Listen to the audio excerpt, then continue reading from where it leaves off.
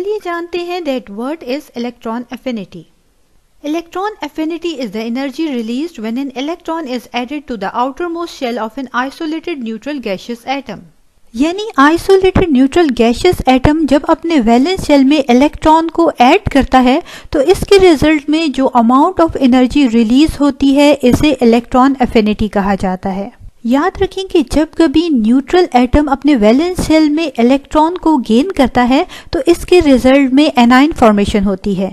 For example screen पर chlorine atom मौजूद है। क्लोरीन जिसके वैलेंस शेल में टोटल 7 इलेक्ट्रॉन्स मौजूद होते हैं, जैसे ही ये 1 इलेक्ट्रॉन को अपने वैलेंस शेल में ऐड करेगा तो इसके रिजल्ट में हमारे पास क्लोराइड आयन फॉर्मेशन होगी। क्लोरीन एटम से क्लोराइड आयन फॉर्मेशन में जो अमाउंट ऑफ एनर्जी रिलीज होगी इसे इलेक्ट्रॉन एफिनिटी कहा जाता है। Electron affinity journal representation. Generally जिस केमिकल रिएक्शन से हम इलेक्ट्रॉन एफिनिटी को रिप्रेजेंट करते हैं आप स्क्रीन पर देख सकते हैं।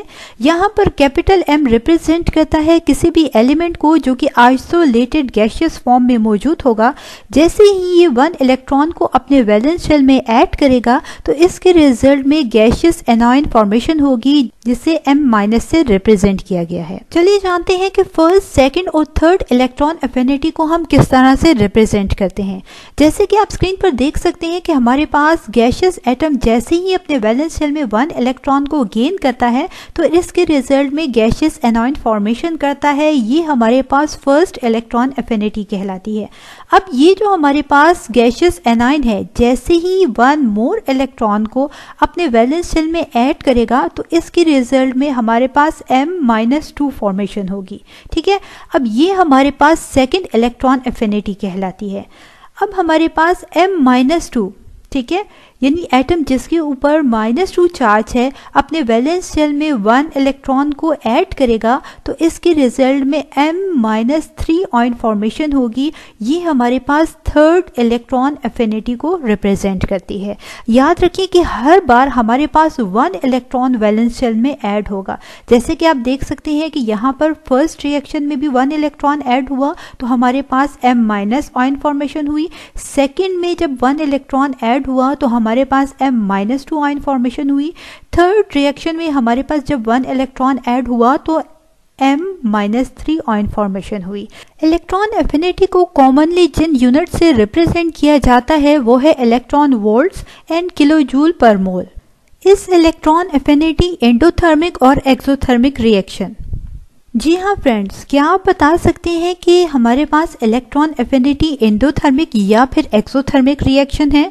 याद रखें कि एंडोथर्मिक रिएक्शन वो रिएक्शन होता है जिसमें एनर्जी को एब्जॉर्ब किया जाता है, जबकि एक्सोथर्मिक रिएक्शन वो रिएक्शन होता है जिसमें एनर्जी को रिलीज किया जाता है।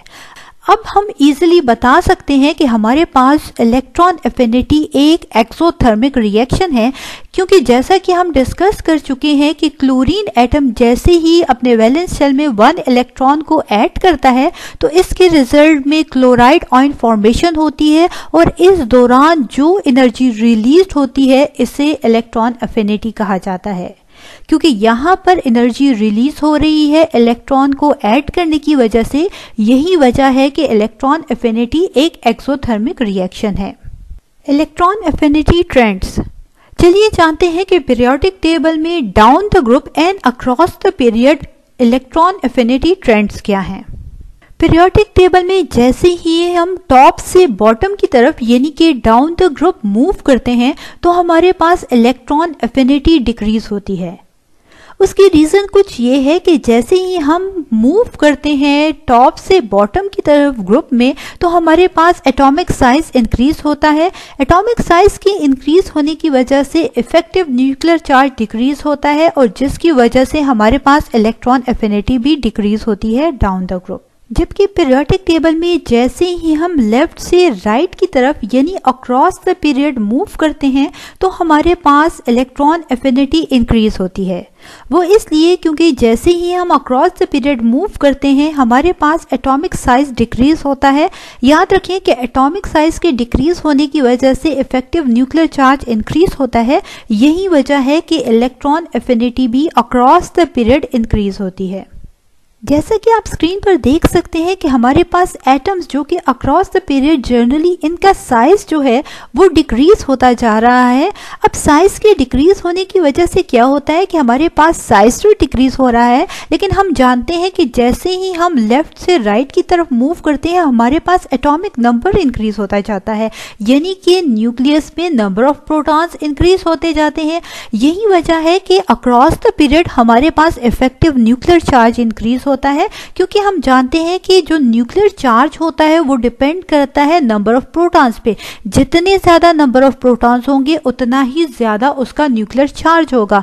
तो आप अब देख सकते हैं कि हमारे पास across the period atomic size जो है डिक्रीज हो रहा है, वो इस वजह से क्योंकि एटॉमिक नंबर इंक्रीज हो रहा है, और एटॉमिक नंबर की इंक्रीज होने की वजह से हमारे पास न्यूक्लियर चार्ज जो है इंक्रीज होता जाता है। यही वजह है कि हमारे पास इलेक्ट्रॉन एफिनिटी जो होगी वो भी इंक्रीज होगी।